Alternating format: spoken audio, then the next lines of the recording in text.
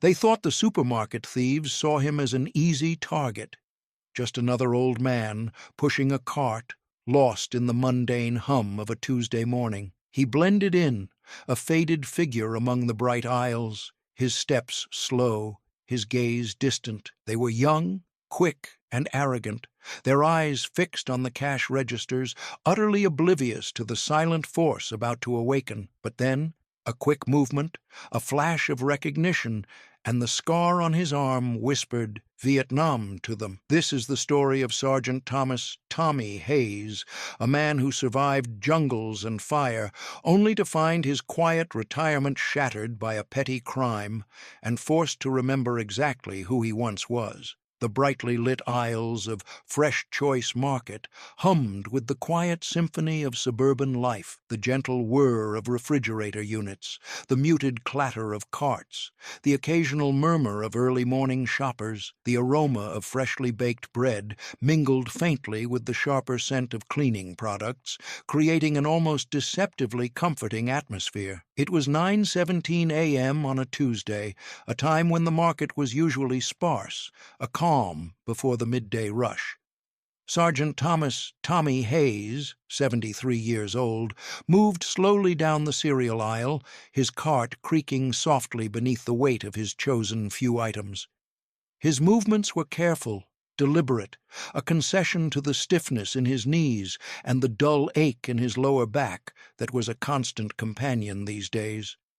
Yet, within that slowness, there was an underlying grace, an efficiency born not of youth, but of years of disciplined motion. He wore a faded, well-worn plaid shirt, loose-fitting jeans, and scuffed work boots that had seen countless miles, though none as treacherous as the ones etched in his memory. His hair, once a vibrant brown, was now a thinning crown of white, and his face, etched with the gentle lines of age, bore a permanent, almost serene tiredness. It was the tiredness of a man who had seen too much, fought too long, and simply craved peace. He was a creature of quiet habits, these Tuesdays a sacred ritual. Every Tuesday, after his physical therapy appointment, a battle he fought daily against the creeping limitations of his body, he'd come to FreshChoice. Tuesdays were less crowded, less overwhelming. He'd pick up his usual whole wheat bread, a carton of low-fat milk, the generic brand of cornflakes, and a small bag of instant coffee. Never the fancy stuff. He'd lived a life where convenience and survival often outweighed luxury, where the simple act of having enough was a victory. His eyes, though seemingly unfocused, scanned the shelves with an almost subconscious efficiency, a skill honed not by grocery lists, but by maps and patrol routes, by the ever-present need to assess terrain and potential threats. Every corner, every shadowed aisle was instinctively evaluated for egress points, for cover, for potential ambushes. It was a habit so deeply ingrained, he no longer even realized he was doing it. Most people didn't notice him, or if they did, they saw merely an old man. Frail, perhaps. Harmless, certainly. A fixture of the community, like the sagging oak tree by the town square, predictable and unthreatening. Cashiers would nod politely, sometimes offering a saccharine, "Have a nice day, sir," their eyes already moving to the next customer. He'd offer a grunt in return, a soft, almost inaudible sound that meant neither affirmation nor dismissal. He didn't seek conversation. He didn't seek attention. He sought only the quiet anonymity that a life of unimaginable conflict had taught him to crave, a deep, pervasive desire for the mundane, for the unremarkable. What they didn't know was that under the faded flannel, underneath the weary exterior, lay muscles hardened by jungle treks and reflexes sharpened by firefights that defied the passage of time. And on his right forearm, just beneath the rolled cuff of his sleeve, was a faint, almost invisible scar. It was a physical remnant of a story few would ever hear. Not a simple cut, a deep, jagged line, the kind left by shrapnel, a permanent memento of a day he tried to forget, a battle he could never truly leave behind. It was a scar that spoke of mud, blood, and the piercing screams of men lost in the chaos of a distant war. A silent testament to a life lived on the razor's edge. He reached for a bag of frozen peas, his hand brushing against the chilled plastic, the cold a familiar sensation against his skin. That's when the first sound cut through the supermarket's gentle hum, a sharp, guttural shout from the front of the store. It wasn't the kind of shout you heard in a grocery store. It was laced with aggression, with a raw, demanding edge. Tommy's hand froze, his fingers tightening around the bag of peas, the plastic crinkling faintly. The hum of the refrigerators, the distant chatter, the rustle of plastic bags, all faded into an instant, profound silence. His senses, long dormant, snapped to attention with an almost painful immediacy. The air grew heavy, thick with a sudden unspoken dread. Then came the screams. High-pitched, panicked, a raw sound of terror that ripped through the manufactured calm of the market, followed by a loud, shattering crash. Glass. Something heavy falling, breaking apart. The unmistakable sound of chaos erupting. Tommy Hayes didn't move, not outwardly. His posture remained deceptively relaxed, his gaze seemingly fixed on the frozen food section. His internal world, however, had shifted gears. His eyes no longer held that serene tiredness. They were sharp, focused, assessing, calculating angles and distances. Years of instinct, buried under decades of suburban peace, surged to the surface with the force of a tidal wave. He dropped the peas back into the freezer, his movements fluid, efficient, almost imperceptible. Every fiber of his being was on high alert, the mundane world around him receding, replaced by the familiar contours of a threat assessment. A second shout, closer this time, clearer. The words, though muffled, were laced with menace. Thief 1, panicked, yelling, voice echoing slightly. "Everybody get down! Get on the floor! Now! Don't move!" Tommy's gaze swept the aisle. Empty. Most shoppers, startled by the initial commotion, had instinctively ducked behind shelves, huddled in fearful knots, or run blindly for the emergency exits. He was alone in the frozen food section, a lone sentinel in a suddenly hostile landscape. The faint scent of gunpowder, or perhaps just his mind playing tricks, seemed to taint the air. His ears, still surprisingly acute despite his age, picked up the sounds. Two distinct voices, young, agitated, their fear masked by aggression. The heavy thud of a duffel bag hitting a cash register counter. The frantic whine of an old cash register being forced open, the sound of tearing bills. This wasn't a random mugging. This was organized, if amateurish.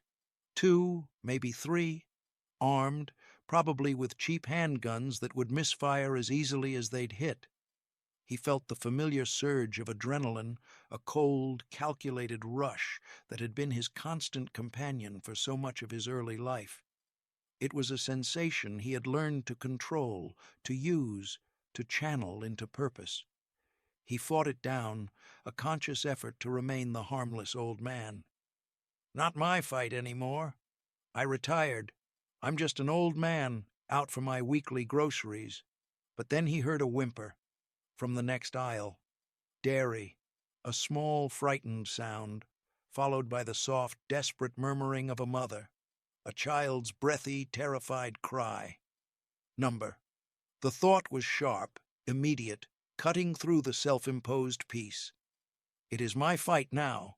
The decision, made in a fraction of a second, carried the weight of a lifetime of principles.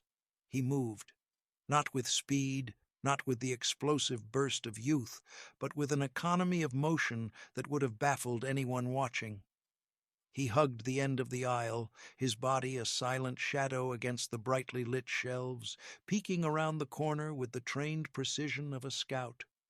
Two young men, barely out of their teens, their faces obscured by hoodies and bandanas pulled up over their mouths, stood at the front. One, thin and wiry, was yelling at the terrified cashier, a cheap, worn gun gripped clumsily in his hand, his finger nervously close to the trigger guard. The other, larger, beefier, was frantically stuffing cash into a duffel bag, his back to Tommy, his attention solely on the overflowing register. A third, possibly a lookout, was nowhere in sight, which meant he was either at the entrance, outside, or patrolling the store. His instincts screamed for him to locate the third. The cashier, a young woman who looked barely older than the thieves themselves, was sobbing uncontrollably, her hands shaking so violently she could barely operate the second register. The thin thief, impatient, frustrated by her terror, grabbed her arm, jerking her violently, almost sending her sprawling over the counter. That was the moment. The trigger. The line. The fragile peace David had built around himself shattered. The old warrior awakened. Tommy Hayes didn't think. He reacted. His body, old and weary, remembered a lifetime of training. Every muscle, every sinew responded with a practiced precision that defied his age. He saw the space, the angles, the vulnerable points in their posture, the path to a quick, decisive neutralization. He moved with a quiet, almost unsettling grace, a phantom gliding through the aisles, the very air seemingly absorbing his presence. No shouting, no heroic declarations, no warning shots. Just a ghost moving with purpose. He grabbed a heavy jar of pickles from a display near the end of the aisle. Not to throw at them directly, not to cause injury, but to use as a distraction, a perfectly timed diversion. He pitched it hard against the far wall of the produce section, a resounding crash that echoed like a gunshot through the market, the shattering glass sparkling on the floor. The thin thief startled, his head whipping around, eyes wide, abandoning the cashier. The larger one at the register froze mid-stuff, momentarily abandoning the cash, his focus ripped away from his task. Their single-minded aggression was broken. Their attention was split, divided by the unexpected sound. It was precisely what David needed. In that critical split second, Tommy moved. He didn't charge, not in the way a younger man might. He flowed. His target was the larger thief, closer to the register, still disoriented by the crash.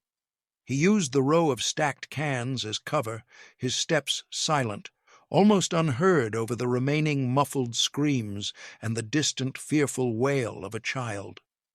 As he reached the end of the aisle, he saw it. The perfect, minuscule window of opportunity. The right moment. The larger thief, still turned towards the produce section, was slightly off balance, his attention scattered. Tommy, with a swift, almost invisible motion, slammed the empty grocery cart, which he'd quietly retrieved from nearby, into the back of his knees. The thief yelped, a surprised, painful sound, tumbling forward over his own feet, landing hard on the tiled floor. The duffel bag full of cash flew from his grasp, spilling some bills. The cheap gun clattered uselessly on the tile floor, sliding away with a metallic scrape, out of reach. The thin thief, gun still in hand, spun back towards the register, his eyes wide with surprise and raw panic. He saw Tommy, a blurred figure, standing over his downed accomplice, a silent, unyielding presence. For a fleeting second, the young thief hesitated, confused, his mind struggling to process what he was seeing. Who was this old man? Where had he come from? How had he moved so fast? That hesitation was all Tommy needed. He kicked the dropped gun further away, sending it skittering under a display rack, out of reach. Then, with a fluid, almost balletic sweep of his foot, he tripped the thin thief as he desperately tried to aim, his body a blur of motion. The gun flew from his hand, skittering across the polished floor with a desperate clatter. The thin thief landed hard, his head hitting the ground with a sickening thud, a sharp crack of bone against tile. He groaned, disoriented, trying to scramble up, but Tommy was already on him, a ghost of his former self, but still an overwhelming force. He pinned the thief's arm behind his back, his grip like steel, honed by years of taking down enemies bigger, stronger, and far more dangerous than this pathetic youth. The range of motion, the efficient leverage, the precise application of force, it was not the move of a supermarket shopper. It was the precise, practiced movement of someone trained in close-quarters combat, a living embodiment of brutal efficiency. The thief screamed, not in pain so much as in utter bewilderment and sudden, overwhelming fear. Thief 1, struggling, bewildered, voice high-pitched. "Who are you? What the hell? Get off me, old man!" Tommy said nothing. His face, usually serene, a canvas of quiet retirement, was now a mask of cold, controlled focus. His eyes, once tired, gleamed with an almost feral intensity, reflecting the harsh fluorescent lights of the supermarket. He had them. Both. The larger thief was groaning on the floor, stunned, trying to push himself up, but his will was broken. The thin one, pinned, squirmed uselessly, his protests dying in his throat. It was then that the first rays of the morning sun, filtering through the large front windows, caught the side of Tommy Hayes's right forearm. The flannel sleeve, pulled back in the struggle, in the intensity of the moment, revealed it fully. The scar, a deep, jagged line, stark against his aged skin, stark against the faded colors of his shirt. It twisted, almost like a brand, a grotesque signature disappearing slightly under the cuff of his sleeve, a testament to a wound that had healed on the surface but never truly gone away. The thin thief, still struggling beneath Tommy's unyielding grip, caught a glimpse. His eyes, wide with fear and bewilderment, suddenly narrowed in a different kind of recognition. Not just fear of pain, but fear of who was inflicting it. The fear was primal, instinctive, like an animal recognizing a predator. He stopped struggling. His breath hitched, ragged and shallow. His gaze, fixed on the scar, became vacant, almost haunted.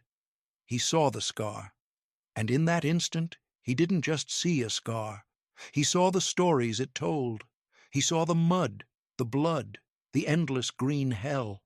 He saw the unyielding resolve that only came from living through unspeakable horrors, through years of unimaginable violence. He saw the ghosts in Tommy's eyes. Thief 1, voice barely a whisper, eyes fixed on the scar, complete terror. "Oh my God, you're Nam, you're Nam!" The word hung in the air, a chilling realization that silenced the last echoes of the supermarket chaos. Not veteran, not soldier, but Nam. It was a word that carried its own weight, its own brutal history, a code known only to those who had truly understood its cost, those who had survived its crucible. The thief's arrogance, his bravado, shattered instantly, replaced by a profound primal terror that transcended the fear of arrest. He wasn't just fighting an old man, he was fighting a ghost, a survivor. A warrior forged in a crucible he couldn't possibly comprehend, a living embodiment of the war he had only read about in history books. The second thief, struggling to get up, groaned, trying to push himself off the floor. His eyes caught the same scar, the same look of utter, dawning horror on his partner's face. He froze mid-movement, his own face paling, a cold sweat breaking out on his forehead. The duffel bag, once a prize, lay forgotten on the floor, its spilled contents insignificant now. The chaotic supermarket, a moment ago a scene of petty crime, was now a tableau of silent, terrifying recognition, bathed in the harsh fluorescent lights. Tommy didn't loosen his grip. He didn't need to. The fight had utterly left them. Their fear once directed at the possibility of getting caught, was now directed at the man who had caught them, the presence of a ghost. The supermarket manager, a portly man named Bill Henderson, emerged from his office, cell phone still clutched to his ear, his face white with panic, his tie askew. He had been on the phone with 911, struggling to articulate the chaos he was hearing. He stopped dead when he saw the scene. The two young men subdued, one pinned to the floor by an unseen force, the other cowering, and Tommy Hayes standing over them, his posture straight, his gaze cold and unwavering. Bill's jaw dropped. "Manager," stuttering, phone still at his ear. "Mr. Hayes? What happened? I called the police. Oh my God." Tommy released the thin thief's arm, gently, almost dismissively, as if swatting away a fly. The thin thief stumbled back, scrambling away, his eyes still wide with the horror of recognition, his mouth agape. "Tommy, they had a change of heart, Bill. Decided to wait for the police." His voice was calm, utterly devoid of the adrenaline that must have coursed through him moments before. It was the voice of a man who had faced far worse, who had controlled his fear and his enemies in situations of far greater magnitude.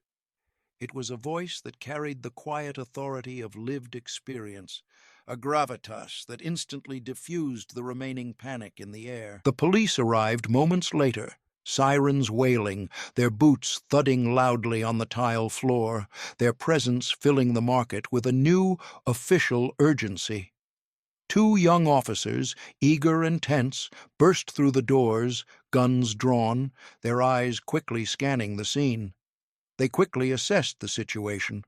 Two disoriented suspects, one still trembling, the other gingerly pushing himself up from the floor, a terrified cashier sobbing behind the counter, and an old man standing calmly amidst the chaos, almost as if he were merely an observer. Officer 1, firmly, cautiously, "All right, everybody down. Hands where I can see them." Tommy slowly raised his hands, his movements deliberate, controlled, a testament to years of disciplined obedience. He was a professional, even now, in this absurd, mundane setting. The officers, seeing his immediate compliance, lowered their weapons slightly, their eyes still wary, still assessing the unusual calm of the situation. Officer 2, "Sir, what exactly happened here?" Tommy glanced at the two thieves, who were now being cuffed, their earlier bravado replaced by a palpable fear that made them almost docile. Their eyes, though, kept darting to Tommy, as if expecting him to suddenly move, to continue the silent, terrifying display. "Tommy, these two decided they needed a little extra help with their shopping. I just assisted them." His tone was dry, almost humorous, a hint of sardonic wit underlying the calm, but his eyes remained sharp, missing nothing. The officers exchanged a glance, a silent acknowledgment that something was off. This wasn't a typical citizen's arrest.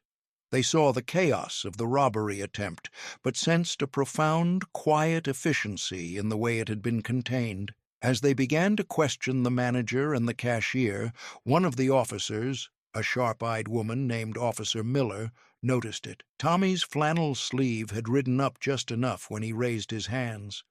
The scar, not just any scar. She'd seen pictures. She knew the kind of mark that left. She had read enough case files, listened to enough briefings about the quiet ones. Later, at the station, Tommy Hayes gave a concise statement. He omitted details, the precise moves, the strategic use of the cart, the cold, analytical assessment of the thieves' weaknesses. He simply stated he had intervened to stop a robbery, nothing more. The officers, though they had their suspicions about the old man's unusual composure and effectiveness, couldn't argue with the results. The cash was recovered, the thieves apprehended and shaking, no one was seriously hurt. A textbook, if unconventional, intervention. Officer Miller, however, couldn't shake the image of the scar, and the way the one thief had visibly flinched, almost convulsed, when he saw it. The word "Nam" echoed in her mind. She looked up Thomas Hayes in the police database. Clean record, Vietnam veteran, dates matched, 1st Marine Division, recon. The kind of unit that went places most people only read about in history books, places they didn't come back from the same, places etched forever on their souls and sometimes on their skin. She found her supervisor, Sergeant Reynolds, a grizzled veteran himself, hardened by years on the streets, but possessing a deep respect for those who served. Officer Miller. Sergeant, about the FreshChoice robbery. The old man who stopped them? Thomas Hayes, Vietnam vet, recon.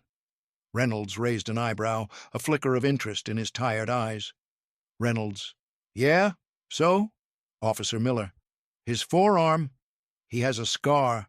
The one thief, when he saw it, he just froze. And he called him Nam, not of it. Nam. You know what that means. Reynolds's eyes narrowed, a knowing glint within them. He knew the difference. He'd served in a different era, but the legends of Nam were etched into the collective memory of every soldier, every cop, every person who understood the true cost of conflict. The quiet ones, the ones who carried their war inside them. He nodded slowly, a silent acknowledgement of a shared, unspoken understanding. Reynolds. Hayes, I've heard that name. Or a name like it. The quiet ones. They're the ones who really saw things, the ones who carried it back with them. He pulled out his phone, making a quiet call. Not a police call, something else. A call to a network of old-timers, a brotherhood of shared shadows. The next day, Thomas Hayes was back at FreshChoice, pushing his cart, picking up his usual groceries.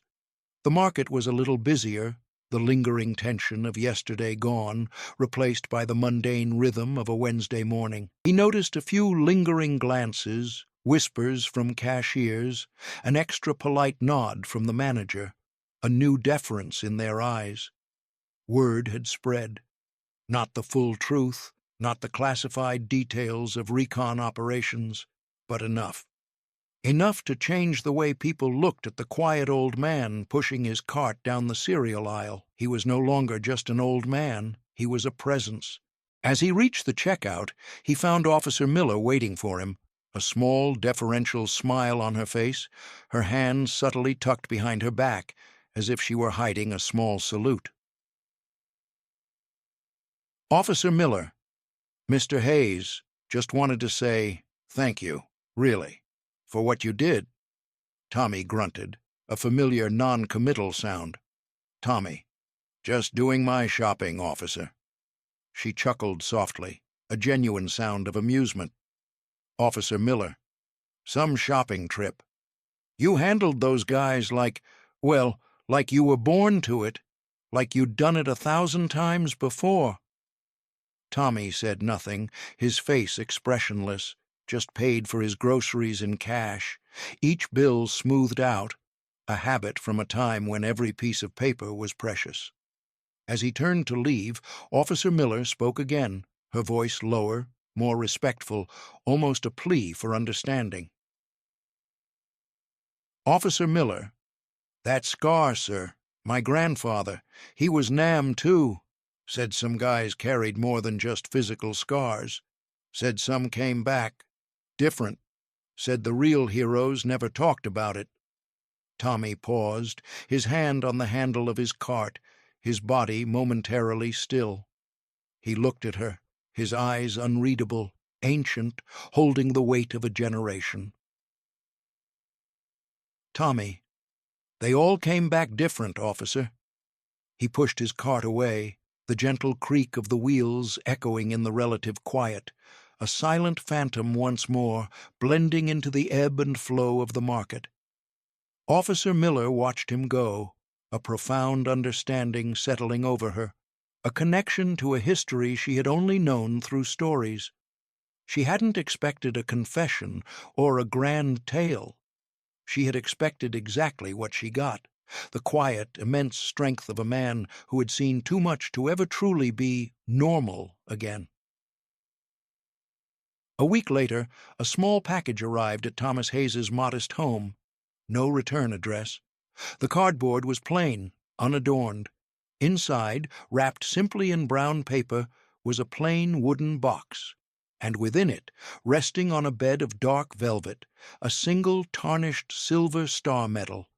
Not a new, gleaming one from a display case, an old one, with a ribbon that had faded with time and sun, its colors muted, its edges frayed, and a note, simple, handwritten on a small piece of paper. For the unspoken battles, you're still serving. No signature, no fanfare, just a quiet acknowledgement. Tommy stared at the medal for a long time, turning it over in his calloused fingers.